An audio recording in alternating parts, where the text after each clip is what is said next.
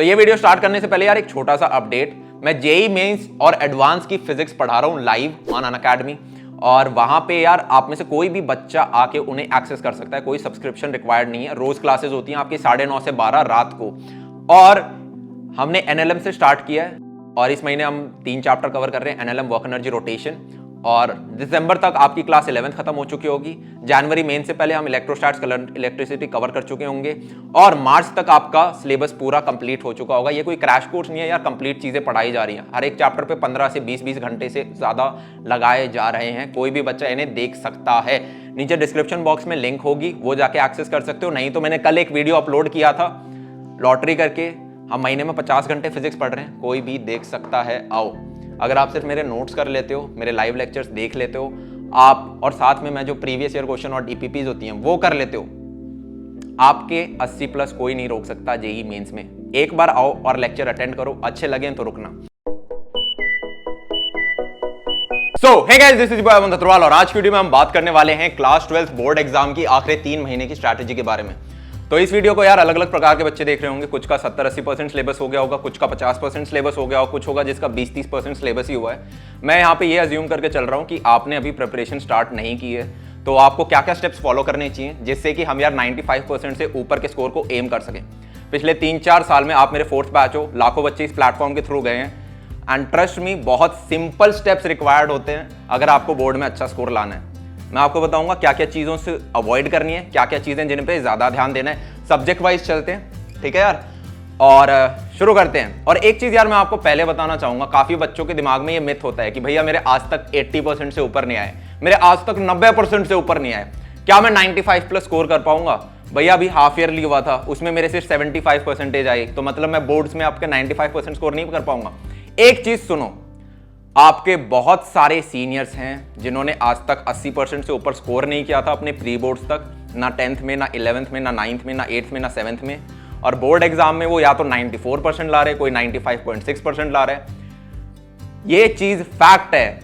Class 12th का board exam आपकी जिंदगी का सबसे आसान एग्जाम होने वाला है, जिसमें आपके आज तक के सबसे ज्यादा नंबर आए थे। फर्क नहीं पड़ता आपकी दूसरी में कितने आए थे, तीसरी में कितने आए थे, चौथी में कितने आए थे, छठी में कितने आए थे, 8वीं में कितने आए थे, 10वीं में कितने आए थे, 11वीं में कितने आए हैं, प्री बोर्ड में कितने आएंगे, पर बोर्ड एग्जाम में आपका आज तक का सबसे अच्छा स्कोर आएगा। ये फैक्ट है, इसे आप भी चाह के नहीं बदल सकते। पेपर मिस करके आना पड़ेगा या फिर भाई खाली छोड़ के आना पड़ेगा। समझ पा रहे हो? स्टार्ट करते हैं सब्जेक्ट वाइज। फिजिक्स की अगर बात करें तो अगर आप साल की शुरुआत से पढ़ रहे हो, आपने अपने खुद के नोट्स बनाए हैं एनसीईआरटी से पढ़ के, तो वेल एंड गुड, उन्हें फॉलो करो। अगर आपने अपने नोट्स नहीं बनाए तो आप मेरे नोट्स फॉलो कर सकते हो। इंडिविजुअल वीडियो पे क्लिक करोगे तो वीडियो खुलेगा, डिस्क्रिप्शन बॉक्स में आपको हर चैप्टर के नोट्स मिल जाएंगे। उन नोट्स को डाउनलोड करो, सारे चैप्टर्स को प्रिंट कर लोगे तो कुछ इस प्रकार का बनेगा, स्पाइरल करके एक कॉपी बना लेना, ये आपके नोटबुक हो गई। अब इन नोट्स को यार रट जाना है। रटना कैसे? 3 बार लिख लेना, आपको याद हो जाएंगे। अब इसकी विड्थ मोटी लग रही है क्योंकि A4 साइज थोड़े थिकनेस में मोटे होते हैं आपके, पर ये नंबर ऑफ पेजेस कम है और बहुत जल्दी आपका सिलेबस निपटेगा। इसके बाद आपको एनसीईआरटी रीड करने की जरूरत नहीं होगी। अब फिजिक्स का पेपर यार आपका 70 मार्क्स का होता है, जिसमें से 50 से 55 मार्क्स की, 50 to 55 मार्क्स के आपके थ्योरी नोट से कवर हो जाएगी। जो बचे 15 मार्क्स हैं उनके न्यूमेरिकल्स आएंगे। न्यूमेरिकल्स कहां से प्रैक्टिस करने हैं? एनसीईआरटी के सॉल्व एग्जांपल्स करने हैं और बैक एक्सरसाइज क्वेश्चन करने हैं। सिर्फ ये मोर देन इनफ है, किसी और रेफरेंस बुक की जरूरत नहीं है। अगर आप अपने सीनियर्स का इंटरव्यू देखोगे तो यार फिजिक्स का पेपर हमेशा मीडियम से थोड़ा डिफिकल्ट आता है, ऊपर की तरफ होता है। और बच्चों से अगर पूछा जाए इस पेपर में डिफिकल्ट क्या आता, तो वो क्या बोलते हैं? एनसीईआरटी से पेपर आ गया और मैं तो कुछ और पढ़ के गया था। इन पे बहुत ध्यान देना है, ठीक है।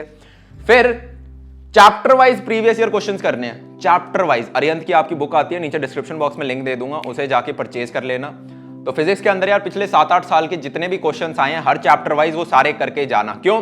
क्योंकि यार नोट्स में जो आपका थ्योरी वाला पोर्शन होगा, पेपर में क्या है, सेम क्वेश्चन को थोड़ी सी लैंग्वेज घुमा के पूछ लेंगे, तो आपको पता हो आंसर, तो आपको पता है, आपको ये पता हो कि क्वेश्चन किस हिसाब से घुमा सकते हैं, वो यहां से पता चलेगा। प्लस जो ये न्यूमेरिकल्स की प्रैक्टिस है, आपको पता चल जाएगा पेपर में किस हिसाब के न्यूमेरिकल्स आते हैं।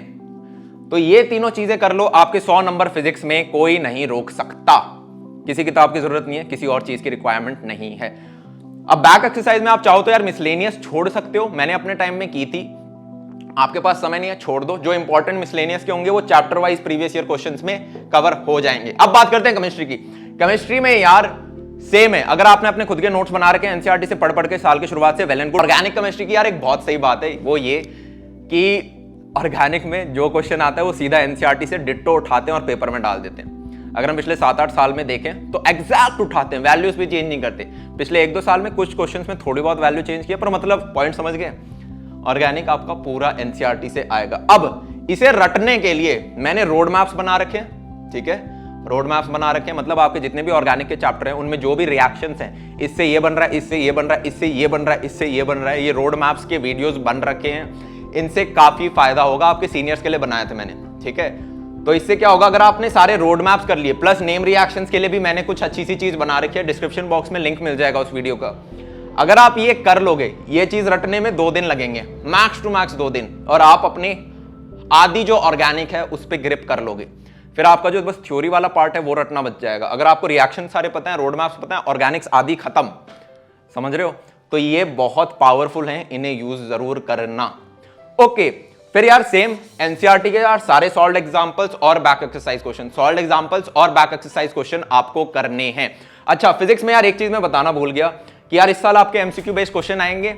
तो सीबीएसई ने अपने सैंपल पेपर रिलीज कर दिए हैं, 1 महीने पहले वेबसाइट पे डाल दिए थे, उसका भी नीचे डिस्क्रिप्शन बॉक्स में मैं लिंक दे दूंगा, तो वहां पे आप जाके देख सकते हो कि यार कैसा इस साल पेपर आने वाला है, ठीक है। अब एमसीक्यू क्वेश्चंस आएंगे, क्या उनके लिए अलग प्रिपरेशन करें? नहीं, इसी से काम हो जाएगा, पर फिर भी आपको 1% चांस भी नहीं लेना कि यार मेरे को 100% ही फोड़ना है। तो क्या कर सकते हो, एनसीईआरटी ही की ही फिजिक्स में एक एग्जाम्पलर बुक आती है। क्या आती है? एग्जाम्पलर बुक आती है।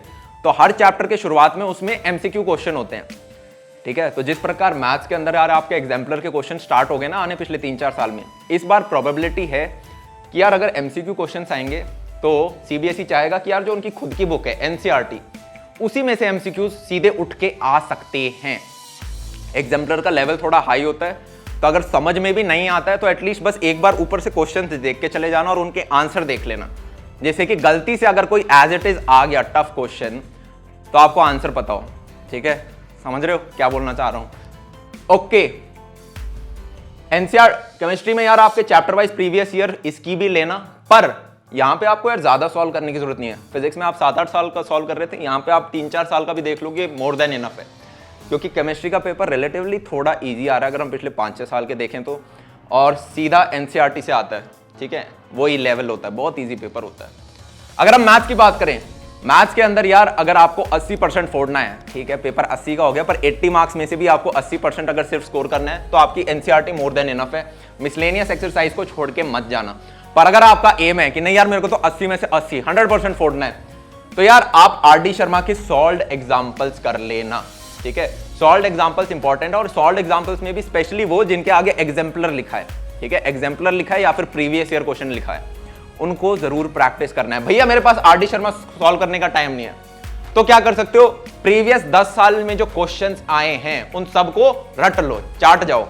तो एनसीईआरटी आपके टिप्स पे होनी चाहिए, और प्रीवियस 10 इयर्स अगर आपके टिप्स पे हैं तो यार आप 95% से ऊपर तो पक्का स्कोर करोगे, और अगर पेपर मीडियम लेवल या इजी लेवल का आ गया तो आप 100% भी स्कोर कर सकते हो, ठीक है।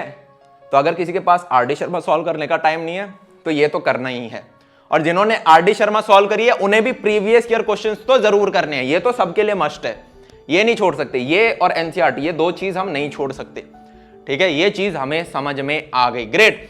इंग्लिश में क्या चीज रिक्वायरमेंट है, फ्लेमिंगो और विस्टा से कैसे पढ़ें इस पे ध्यान देना है। इंग्लिश में यार जहां आपके मार्क्स करते हैं, एग्जामिनर का माइंडसेट समझने की कोशिश करो। उनके पास समय नहीं है आपकी यार कॉपी में हर एक वर्ड मतलब देखें कि क्या आंसर लिखा है, कितना अच्छा, नहीं। उनको यार हर शीट के पैसे मिलते हैं और उनका हाथ ऐसे चलता है, पन्ना पलटा पन्ना पलटा पन्ना पलटा, समझ रहे हो। तो वो क्या चीज चेक करते हैं, स्पेलिंग मिस्टेक, क्या किसी लाइन में कोई स्पेलिंग मिस्टेक है, अच्छा ये मिल गई, आधा नंबर कट गया, ठीक है। और क्या देखेंगे, जैसे आपकी राइटिंग स्किल्स आती है, राइटिंग स्किल्स में सिर्फ वो 2 चीज देखते हैं। पहली, क्या आपने फॉर्मेट सही लिखा है, लेटर है तो क्या भाई फॉर्मेट सही है, नोटिस है तो क्या भाई फॉर्मेट सही है। फॉर्मेट देखेंगे और स्पेलिंग मिस्टेक देखेंगे, फॉर्मेट देखेंगे और स्पेलिंग मिस्टेक देखेंगे, या फिर आपने वर्ड लिमिट बहुत ज्यादा ही कुछ एक्सीड कर दी या फिर बहुत छोटा लिखा है तो वो देखते हैं, ठीक है। और चीजें इतनी नहीं देखी जाती हैं। तो इस गलती को ओवरकम करने के लिए स्पेलिंग मिस्टेक, या फिर हम टेंस वगैरह कुछ गलत लिख रहे हैं, या फिर कोई एक फ्रीक्वेंट मिस्टेक है जो कि आप बार बार कर रहे हो, कैसे पता चलेगी। ये जो है इनके अंदर जो भी चैप्टर है, हर दिन एक चैप्टर की पहले तो रीड मारो, रीडिंग बहुत इंपॉर्टेंट है। जितने भी चैप्टर हैं उन सब की यार आपकी 2, 3, 4 रीडिंग हो जाए। तो क्या करना है, अभी 90 दिन से ज़्यादा बचे हैं, हर दिन रात को सोने से पहले एक चैप्टर की बस रीडिंग मार लो। आप स्कूल की तरफ जा रहे हो, ठीक है, 1 घंटे का रास्ता है, एक चैप्टर की रीडिंग मार ली, समझ रहे हो। आप स्कूल से वापस आ रहे हो, 1 घंटे का टाइम है, आपने ये नोट्स है इनको रिवाइज कर लिया। स्कूल के अंदर बैठे हो, 1 घंटे का फ्री पीरियड मिला, क्या करें, नोट्स को रिवाइज कर लिया या फिर किसी नए चैप्टर की रीडिंग मार ली। टाइम वेस्ट नहीं करना है, टाइम वेस्ट नहीं करना है। अगर आपके कोई दोस्त वगैरह यार जो कि टाइम मस्ती कर लेते हैं यार, अभी तो 3 महीने, अरे 3 महीने पास आ जाएंगे, पता भी नहीं चलेगा कैसे बोर्ड एग्जाम आ गए, पता भी नहीं चलेगा कब रिजल्ट आ गया, पता भी नहीं चलेगा कि आप कॉलेज एडमिशन के फॉर्म भर रहे हो। और कॉलेज एडमिशन के दौरान जब आपको यार आपके ही दोस्त आपसे अच्छे कॉलेजेस में जाते हैं, तो वो जो गिल्ट आएगा ना कि यार मैं भी पढ़ सकता था, ये भी मेरे जितना स्मार्ट था, मैंने पढ़ा नहीं, अब मेरे को अच्छा कॉलेज नहीं मिल रहा, वो फीलिंग बहुत खराब होगी। ठीक है, मेहनत डालेंगे, रोज के दिन के 7 से 8 घंटे हमें निकालने हैं, एक रूटीन में आ जाओ, पता भी नहीं चलेगा कब बोर्ड आया और एक अच्छा रिजल्ट है और एक अच्छे कॉलेज में एडमिशन हो रहा है। ठीक है, इस चीज को ध्यान में रखना है। फ्लेमिंगो प्लस विस्टास, अब इसके अंदर यार क्या करना है, इन चैप्टर क्वेश्चंस और बैक एक्सरसाइज क्वेश्चन, चैप्टर के बीच में कुछ क्वेश्चंस होते हैं, उनको बहुत ध्यान से करना है, सेम एज इट इज उठा के बोर्ड में डाल दिए जाते हैं। और आपके जो बैक एक्सरसाइज क्वेश्चन है, हर चैप्टर के आखिर में क्वेश्चंस होते हैं ना, उनको करना है। कैसे करना है, क्वेश्चन लिखा, आंसर खुद से लिखो। गाइड का हमारे पास ऑप्शन है, पर गाइड को यूज मत करो अनटिल अनलेस आपके पास बिल्कुल ही टाइम नहीं है। इंग्लिश के लिए आपको यार 12 से 13-14 दिन चाहिए पूरे बोर्ड एग्जाम के लिए। ठीक है, एज्यूमिंग कि आपने यार स्कूल में मंडे टेस्ट वगैरह तो दिए ही हैं, टीचर ने कहानी सुनाई है तो आपने सुनी है क्लास के अंदर, तो 12 से 13-14 दिन काफी होते हैं इंग्लिश बोर्ड एग्जाम के लिए। ठीक है, और आप इजीली 95% से ऊपर स्कोर कर दोगे, चाहे आपकी इंग्लिश कितनी ही कमजोर हो। आपको बस पेपर वो बुलवा के नहीं देख रहे हैं, वो ये देख रहे हैं आपको लिखना आता है क्या, समझ रहे हो। तो क्या करना है, आंसर्स खुद लिखो। आपने चैप्टर पढ़ लिया, आंसर सब खुद लिखो। अब इन आंसर्स को किसी अच्छे टीचर से चेक करवाना, अच्छे टीचर से जिनको खुद नॉलेज हो। ठीक है, अच्छे टीचर से चेक करवाना, वो आपको क्या बताएंगे कि यार तू यहां पे गलती करता है, यहां पे गलती करता है, ये स्पेलिंग मिस्टेक बहुत फ्रीक्वेंटली हो रही है, ये देख सेंटेंस फॉर्मेशन गलत है। आपको क्या पता चला, आपकी गलतियां पता चली, वो गलतियां अब आप बोर्ड्स में रिपीट नहीं करोगे। समझ पा रहे हो क्या कह रहा हूं। और एक बार आपने चेक करवा लिया, जो गलतियां हैं उन्हें हटा के आप दोबारा उस आंसर को लिखो, और वो जो आंसर लिखा है उसे याद करना है। बजाय कि यार आप गाइड से पढ़ते हो, गाइड से पढ़ते हो तो क्या यार उसमें बहुत सारे क्वेश्चंस हैं, आप पढ़ोगे आपको लगेगा हाँ ये चीज सही लिखी है, मेरे को समझ में आ गया, ये आंसर मेरे को समझ में आ गया, मेरे को स्टोरी पता चल गई, अब मैं पेपर में खुद अपनी लैंग्वेज में लिख दूंगा, वहीं पे नंबर कट जाएंगे। क्योंकि कुछ स्पेलिंग मिस्टेक्स होती हैं, हर आदमी की अपनी अपनी कुछ मिस्टेक्स होती हैं, हमने लैंग्वेज इतनी तो लिखी है नहीं, तो हमें पता होना चाहिए कहाँ गलतियां हो रही हैं। प्लस आप खुद की तरफ से लिखोगे आंसर, वो याद भी ज्यादा रहता है। फील आ पा रही है। फिर राइटिंग स्किल्स के अंदर क्या करना है यार, हर एक राइटिंग स्किल लो और उसे 4 से 5 बार प्रैक्टिस करना है। प्रैक्टिस मतलब कि यार पहले आपने फॉर्मेट वगैरह देख लिया, इसके लिए कौन सी बुक यूज कर सकते हो, आपकी अरिहंत की ऑल इन वन आती है, वो यूज कर सकते हो, काफी अच्छी बुक है, नीचे डिस्क्रिप्शन बॉक्स में लिंक डाल दूंगा। जैसे मान लो आप लेटर लिख रहे हो, आपने क्वेश्चन पढ़ा, फॉर्मेट आप देख चुके हो कैसा आएगा, अब खुद से लेटर लिखो। बजाय कि आप गाइड में सीधा देखो, आप पहले खुद से लिखो। खुद से लिखने के बाद अब उसको गाइड वाले के साथ कंपेयर करो। ठीक है, फालतू गाइड मत लेना, अच्छी क्वालिटी की गाइड लेना, पता चला गाइड में ही बहुत मिस्टेक्स हैं। ठीक है, अरिहंत की काफी ठीक है, वो आप यूज कर सकते हो। कंपेयर करो, अब आपको पता चलेगा कि यार मैंने क्या चीज मिस कर दी और क्या चीजें मुझे लिखनी चाहिए थी।